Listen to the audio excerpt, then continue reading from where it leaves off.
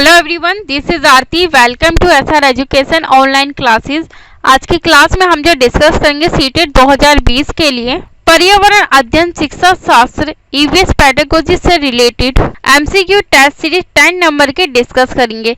बाकी मैंने आपको 1 to 9 तक टेस्ट सीरीज ऑलरेडी डिस्कस कर दी है। अगर आप वो टेस्ट सीरीज नहीं देखे तो प्लेलिस्ट में जाकर आप उस टेस्ट सीरीज को देख सकते हैं। जो हमारा आने वाला एग्जाम है सीटेट 2020, और क्वेश्चन डिस्कस करने से हमें एक आइडिया हो जाता है कि एग्जामिनर किस तरीके से एग्जाम में क्वेश्चन पुट अप करता है, पूछता है। तो जब हम मैक्सिमम क्वेश्चन को डिस्कस करते हैं और जब उसी से रिलेटेड हमारे सामने एग्जाम्स में क्वेश्चंस आते हैं चेंज करके, तो हम सही आंसर को टिक भी कर पाते हैं। और जो 15 नंबर से की ईवीएस पेडागोजी से रिलेटेड क्वेश्चंस आते हैं और 15 में से 15 नंबर हम आसानी से एग्जाम में ला सकते हैं। तो क्वेश्चन डिस्कस करने से हमें एक बेनिफिट रहता है, ये मदद रहती है हमारे लिए कि जितनी ज्यादा हम टेस्ट सीरीज को सॉल्व करेंगे उतनी अच्छी हमारी जो क्वेश्चन है उस पर पकड़ बनती है और हम क्वेश्चन को समझ पाते हैं। अगर आपको पीडीएफ चाहिए, पीडीएफ के लिए आपको टेलीग्राम चैनल पे ज्वाइन होना पड़ेगा, जहां आपको डेली पीडीएफ प्रोवाइड की जाती है। साथ ही चैनल को लाइक कीजिए, शेयर कीजिए, सब्सक्राइब कीजिए, बेल आइकन को जरूर प्रेस कीजिए ताकि हमारे आने वाली जो भी न्यू वीडियो है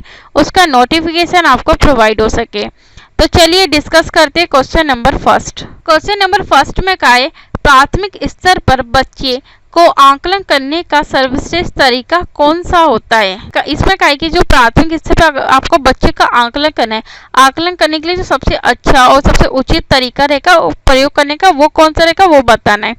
ऑप्शन ए में का गृह कार्य देने का, जिससे अच्छी तरीके से बच्चे का आकलन हो सके प्राइमरी लेवल पे, या ऑप्शन बी रहेगा योगात्मक कार्य, या ऑप्शन सी रहेगा पोर्टफोलियो, या ऑप्शन डी रहेगा आवधिक परीक्षाएं। इसका राइट आंसर रहेगा ऑप्शन नंबर सी रहेगा, क्योंकि जो प्राथमिक स्तर पर बच्चों का आकलन करने का सबसे सर्वश्रेष्ठ और उचित तरीका रहेगा वो रहेगा पोर्टफोलियो के द्वारा ही बच्चों का अच्छी तरीके से आकलन किया जाता है, जिसमें बच्चों से संबंधित सारा जो डेटा है उसे विद्यालय में रिकॉर्ड करके रखा जाता है अध्यापक के द्वारा। अगले क्वेश्चन को डिस्कस करते हैं। एक संतुलित प्रश्न पत्र बनाने के लिए निम्नलिखित चरणों के क्रम में से कौन सा सही तरीका है। इसमें क्या है कि क्लास में आपको एक क्वेश्चन पेपर के लिए प्रश्न पत्र बनाना है, मतलब एग्जाम्स लेने के लिए स्टेप रहेंगे, चरण रहेंगे प्रश्न पत्र बनाने के लिए, वो कौन सा तरीका रहेगा वो आपको बताना है। ऑप्शन ए में क्या, पहले डिजाइन तैयार करना, फिर ब्लूप्रिंट तैयार करना, प्रश्न लिखना और उनका संपादन करना, अंक योजना लिखना, या ऑप्शन बी में क्या, डिजाइन तैयार करना या प्रश्न लिखना, अंक योजना को तैयार करेंगे आप, उसके बाद ब्लूप्रिंट से मिलान करना, और या ऑप्शन सी में क्या, प्रश्न लिखना और उनका संपादन करेंगे पहले आप, फिर उसके बाद डिजाइन से मिलान करेंगे आप, और फिर ब्लूप्रिंट तैयार करना, अंक योजना लिखना। तो ये गलत बोला गया है। ऑप्शन डी में क्या, प्रश्न लिखना, पहले प्रश्नों को लिखेंगे फिर ब्लूप्रिंट जैसे रूपरेखा तैयार करना और उसके बाद डिजाइन से मिलान करना और अंक योजना लिखना। तो ऑप्शन डी में भी गलत का है, इसका राइट आंसर रहेगा ऑप्शन नंबर ए रहेगा, क्योंकि जब आपकी कोई भी प्रश्न पत्र बना ली, जो प्रश्न पत्र बनाने के जो सबसे सही स्टेप रहता है, चरण रहते हैं, सोपान होते हैं, वो होता है कि आपको प्रश्न पत्र बनाए। प्रश्न पत्र बनाने के सबसे पहले आप डिजाइन तैयार करेंगे कि किस तरीके से आपको प्रश्न पत्र बनाना है, किस सब्जेक्ट से रिलेटेड आपको प्रश्न पत्र बनाना है। जब प्रश्न पत्र आप डिजाइन तैयार कर लोगे, तैयार करने के बाद आपको ब्लूप्रिंट तैयार करना होगा। ब्लूप्रिंट होता है रूपरेखा तैयार करना कि किस तरीके से प्रश्न पत्र की एक रूपरेखा होनी चाहिए जिसमें सारी चीजों को शामिल किया जा सके। इसमें प्रश्न लिखना और उनका संपादन करना, यानी कि कौन से प्रश्न को आप लॉन्ग में देंगे, कौन से को शॉर्ट में देंगे, तो इसका आप अच्छी तरीके से संपादन कर पाएंगे। और फिर उसके बाद अंक योजना लिखना, तो उसके बाद कितने प्रश्नों को आपने शॉर्ट में लिखा है तो उसे 2 नंबर देंगे, लॉन्ग में लिखने के कितने नंबर देंगे, तो उसे अंकों में डिवाइड करना। तो सबसे जो अच्छा तरीका रहेगा वो रहेगा ऑप्शन नंबर ए, डिजाइन तैयार करेंगे, उसके बाद ब्लूप्रिंट तैयार करना, फिर प्रश्न लिखना और उनका संपादन करेंगे अच्छी तरीके से, कोई प्रश्न रिपीट तो नहीं हो पाए हमारे। और उसके बाद जो सभी प्रश्नों को आप खाका तैयार करने के बाद अंक योजना लिखना, यानी कि उनके नंबर को लिखना। अगले क्वेश्चन को डिस्कस करते हैं। प्राथमिक स्तर पर आकलन में शामिल होना चाहिए। प्राथमिक स्तर पर आपको आकलन करना है, आकलन करने के लिए आप किस किस चीजों को शामिल करेंगे वो बताना है। ऑप्शन ए में क्या, प्रत्येक सप्ताह औपचारिक परीक्षाएं और खेल तथा उन्हें प्रगति पत्र में दर्ज करना, या ऑप्शन बी रहेगा अर्ध वार्षिक और वर्ष के अंत में वार्षिक परीक्षाएं लेना, या ऑप्शन सी रहेगा छोटे बच्चों के उत्तीर्ण अथवा अनुत्तीर्ण की श्रेणी के अंतर्गत आंकने के लिए प्रत्येक सप्ताह गृह कार्य और कक्षा कार्य देंगे। या ऑप्शन डी रहेगा शिक्षक द्वारा सतत और संरचनात्मक तरीके से किए गए अवलोकन को बच्चों और अभिभावकों के साथ बांटना। इसका राइट आंसर रहेगा ऑप्शन नंबर डी रहेगा। क्यों रहेगा? क्योंकि प्राथमिक स्तर पर आंकलन करने में जो आप शामिल करेंगे उसमें सबसे ज्यादा जरूरी है वो है शिक्षक द्वारा जो सतत और संरचनात्मक तरीके से किए गए अवलोकन को कि बच्चे और जो अभिभावकों के साथ बांटना कि बच्चे ने किस तरीके से चीज़ों को करा है या समझा भी है, नहीं करा, बच्चे प्रोग्रेस कर रहे हैं, उनमें समस्या आ रही है, क्या कमियां आ रही है, उनकी त्रुटियों को दूर भी किया गया, नहीं किया गया, और सीख कर आगे बढ़ भी रहे, नहीं बढ़ रहे, कि बच्चे सीख भी रहे, नहीं सीख पा रहे, बच्चों पे ध्यान देना जरूरी है, नहीं देना जरूरी है। इसलिए उनके अभिभावकों के साथ सारी चीजें बांटना जरूरी होती है प्राथमिक स्तर पे। अगले क्वेश्चन को डिस्कस करते हैं। सहयोगात्मक अधिगम में पुराने एवं अधिक दक्ष विद्यार्थी छोटे एवं कम कुशल विद्यार्थियों का आकलन करते हैं। इसमें क्या कि सहयोगात्मक अधिगम में जो पुराने और जो दक्ष विद्यार्थी होते हैं ना, वो छोटे और जो कम कुशल जो विद्यार्थी होते हैं, जो जल्दी नहीं सीख पाते, सीखने में परेशानी होती है, तो विद्यार्थियों का आकलन करते हैं। वो क्यों करते हैं वो बताना है। ऑप्शन ए में कहा समूहों में द्वंद्व, या ऑप्शन बी रहेगा गहन प्रतियोगिता के लिए, या ऑप्शन सी रहेगा उच्च उपलब्धि और स्व गरिमा के लिए, या ऑप्शन डी रहेगा उच्च नैतिक विकास के लिए। इसका जो राइट आंसर रहेगा ऑप्शन नंबर सी रहेगा कि सहयोगात्मक अधिगम में पुराने एवं अधिक दक्ष विद्यार्थी छोटे एवं कम कुशल विद्यार्थियों का आकलन करते हैं। वो करते हैं उच्च उपलब्धि और स्व गरिमा के लिए। अगले क्वेश्चन को डिस्कस करते हैं। एक शिक्षिका संकल्पना पढ़ाते समय विद्यार्थियों की अक्सर प्रतिपुष्टि जिसे फीडबैक लेती है, तो उसके पीछे का तात्पर्य क्या है प्रतिपुष्टि फीडबैक लेने का, वो आपको बताना है। ऑप्शन ए में कहा इस क्रिया को रूपात्मक आकलन कहा जाता है, या ऑप्शन बी रहेगा ये क्रिया विद्यार्थियों की चिंतन प्रक्रिया में व्यवधान उत्पन्न कर सकती है, अतः ऐसा नहीं किया जाना चाहिए, ये गलत बोला गया है। और ऑप्शन सी में कहा ये क्रिया शिक्षक को उसके उद्देश्यों की प्राप्ति से विचलित कर सकती है, तो ये भी गलत का है ऑप्शन सी में भी। और ऑप्शन डी को भी देख लेते हैं। ऑप्शन डी में कहा ये क्रिया कक्षा में प्रेरक वातावरण का निर्माण करती है। इसका जो राइट आंसर रहेगा ऑप्शन नंबर ए रहेगा, क्योंकि एक शिक्षिका क्लास में संकल्पना को पढ़ाते समय जो विद्यार्थियों से अक्सर प्रतिपुष्टि और फीडबैक लेती रहती है कि समय समय पे कि विद्यार्थी चीजों को समझ भी रहे, नहीं समझ पा रहे, उन्हें कोई समस्या और कमियां तो नहीं आ रही, कोई त्रुटि तो नहीं कर रहे विद्यार्थी समझने में, तो उसके जो पीछे का उद्देश्य होता है, मोटिव होता है प्रतिपुष्टि और फीडबैक लेने का शिक्षिका के द्वारा, वो होता है कि इस क्रिया को रूपात्मक आकलन कहा जाता है। कि रूपात्मक आकलन के द्वारा कि समय समय पे बार बार बच्चों के फीडबैक लिया जाता है, प्रतिपुष्टि ली जाती है, ताकि समय रहते हुए विद्यार्थी को कमियों को दूर किया जा सके और उन्हें आगे बढ़ाया जा सके। अगले क्वेश्चन को डिस्कस करते हैं। पर्यावरण अध्ययन में आकलन हेतु विद्यार्थियों की डैश या खालिस्तान की योग्यता के परीक्षण पर ज्यादा बल दिया जाना चाहिए। इसमें क्या कि पर्यावरण अध्ययन में आकलन करना है आपको, तो उसके लिए विद्यार्थियों की जो योग्यताओं के परीक्षण पर सबसे ज्यादा जो बल दिया जाना चाहिए वो किस पर दिया जाना चाहिए वो आपको बताना है। ऑप्शन ए में कहा मुक्त अंत वाले प्रश्नों के उत्तर देना, तो ये गलत बोला गया है।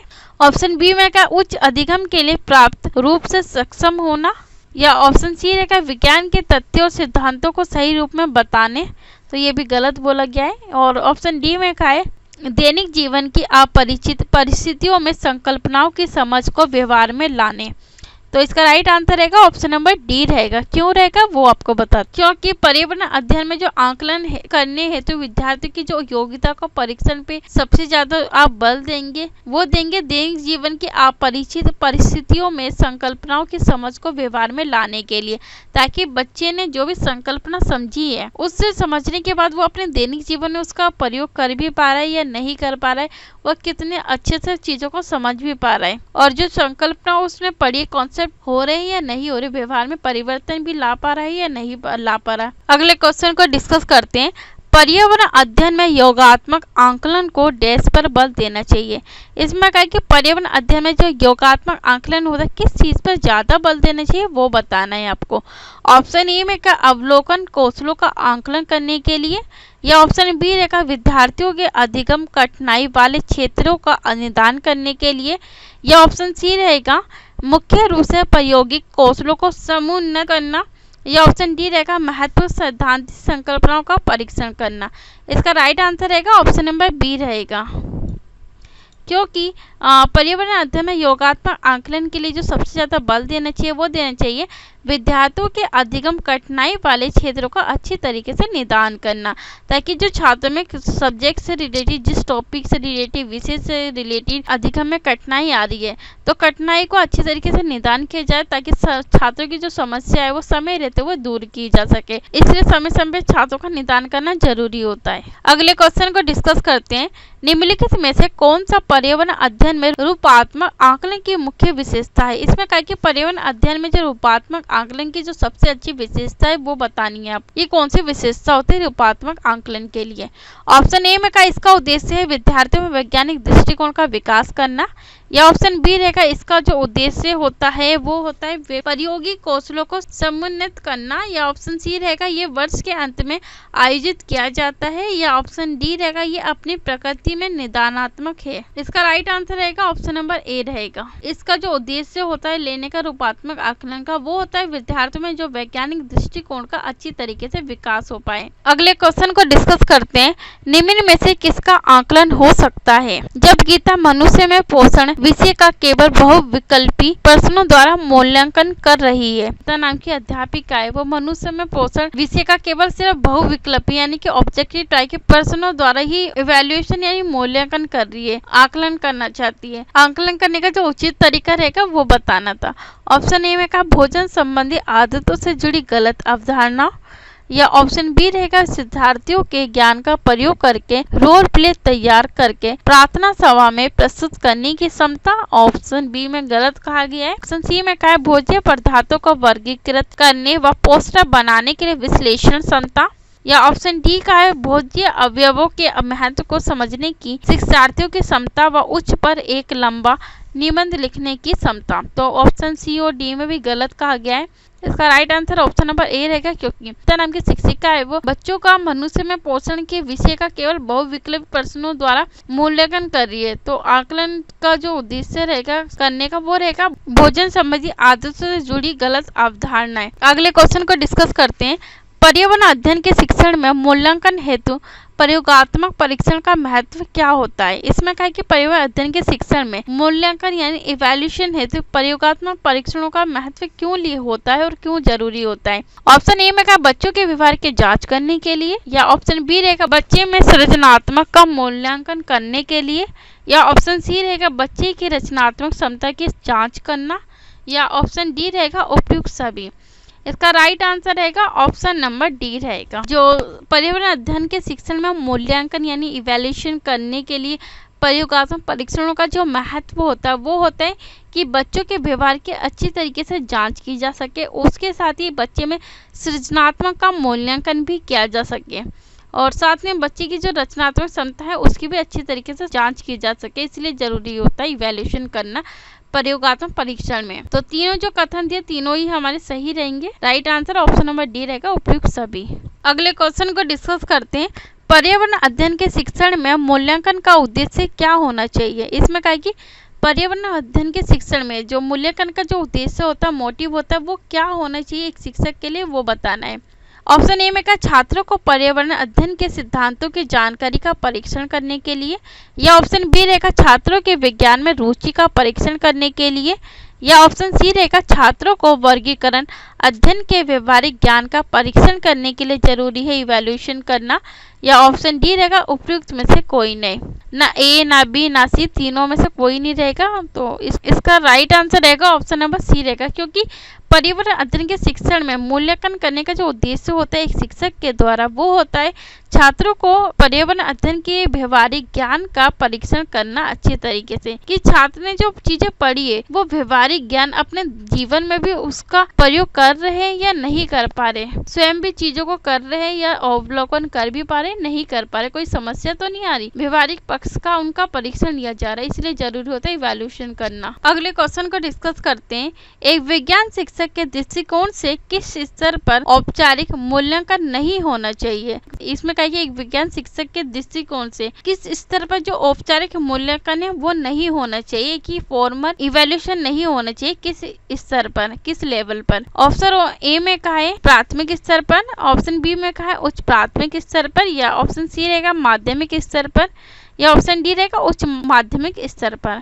इसका राइट आंसर रहेगा ऑप्शन नंबर ए रहेगा, क्योंकि जो औपचारिक मूल्यांकन नहीं होना चाहिए एक विज्ञान शिक्षक के दृष्टिकोण से, वो होना चाहिए प्राथमिक स्तर पर औपचारिक मूल्यांकन नहीं होना चाहिए, क्योंकि बच्चे जो होते हैं वो छोटी क्लास में होते हैं, इसलिए सिर्फ औपचारिक तरीके से बच्चों का इवैल्यूएशन करे तो ये गलत है। बाकी उच्च प्राथमिक स्तर, माध्यमिक स्तर और उच्च माध्यमिक स्तर, इन तीनों पॉइंट्स में हम औपचारिक मूल्यांकन कर सकते हैं, मगर प्राथमिक स्तर पर हम औपचारिक मूल्यांकन नहीं कर सकते। और प्राइमरी लेवल से तो हम बच्चों को पढ़ाना स्टार्ट करते हैं पर्यावरण अध्ययन के बारे में, तो उनमें इनसे सारी चीजें डेवलप हो ही नहीं पाती है, पर्यावरण के बारे में ज्यादा जानकारी नहीं होती, इसलिए फॉर्मल इवैल्यूएशन करना गलत है। अगले क्वेश्चन को डिस्कस करते हैं, सतत एवं व्यापक मूल्यांकन का अर्थ क्या होता है। इसमें कहा कि फॉर्मेटिव और समेटिव इवैल्यूएशन का क्या मीनिंग है, क्या अर्थ है, वो बताना है। सतत और व्यापक मूल्यांकन का अर्थ क्या होता है। ऑप्शन ए में का अध्यापक का विद्यालय आधारित मूल्यांकन होता है, या ऑप्शन बी रहेगा विद्यालय आधारित मूल्यांकन जिसमें अध्यापक और बालक के विकास के सभी पहलू शामिल होते हैं। ऑप्शन सी में का शिक्षार्थियों का विद्यालय आधारित मूल्यांकन होता है, या ऑप्शन डी रहेगा विद्यालय आधारित मूल्यांकन जिसमें अध्यापक और बालक के विकास के सभी पहलू शामिल होते हैं।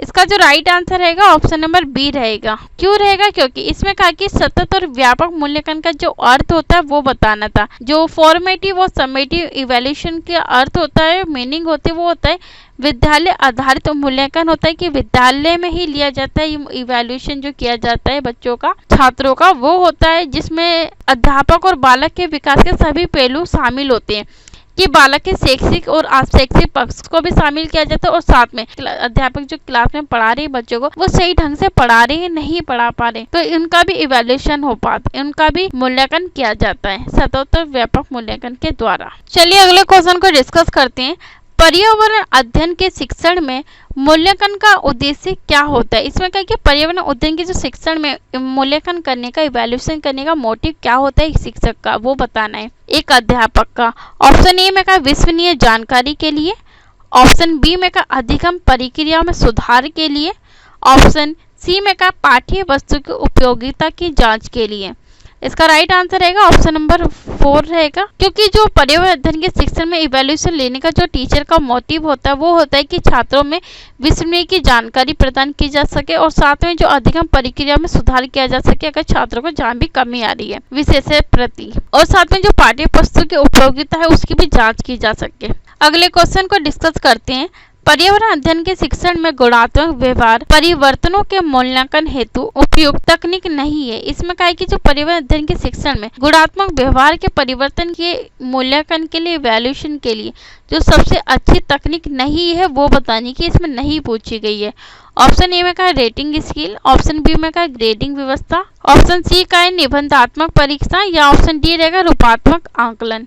तो नहीं पूछा गया था, तो इसका आंसर रहेगा option number A. Rating scale का प्रयोग हम कभी भी गुणात्मक व्यवहार के परिवर्तन के मूल्यांकन के लिए नहीं करेंगे। चलिए अगले क्वेश्चन को डिस्कस करते हैं, पर्यावरण अध्ययन के शिक्षक को निम्नलिखित में से किसका मूल्यांकन नहीं करना चाहिए। इसमें कहा कि पर्यावरण अध्ययन के शिक्षक होने के नाते आप किस चीज का इवैल्यूएशन नहीं करेंगे वो बताना है आपको। ऑप्शन ए में क्या है बालक के अधिगम का, तो बिल्कुल बालक के अधिगम का तो इवैल्यूएशन होना चाहिए कि बालक ने पढ़ा भी है नहीं पढ़ा, बालक को समस्या आ भी रही है नहीं आ रही, तो इसका इवैल्यूएशन करना जरूरी है। ऑप्शन बी में क्या पाठ्य सहकामी गतिविधियां, या ऑप्शन सी रहेगा बालक की उपलब्धि का, या ऑप्शन डी रहेगा उपयुक्त में से कोई नहीं, कि ना इन तीनों में से कोई नहीं रहेगा। इसका राइट आंसर रहेगा ऑप्शन नंबर बी रहेगा। क्यों रहेगा, क्योंकि पर्यावरण अध्ययन के शिक्षक होने के नाते आप जो इवैल्यूएशन नहीं करेंगे वो करेंगे पाठ्य सहकामी गतिविधियों का, कभी भी आप इवैल्यूएशन नहीं करेंगे। आज की क्लास को यहीं समाप्त करते हैं। अगली क्लास में अगले टॉपिक से रिलेटेड टेस्ट सीरीज को डिस्कस करेंगे। थैंक यू सो मच हमसे जुड़ने के लिए।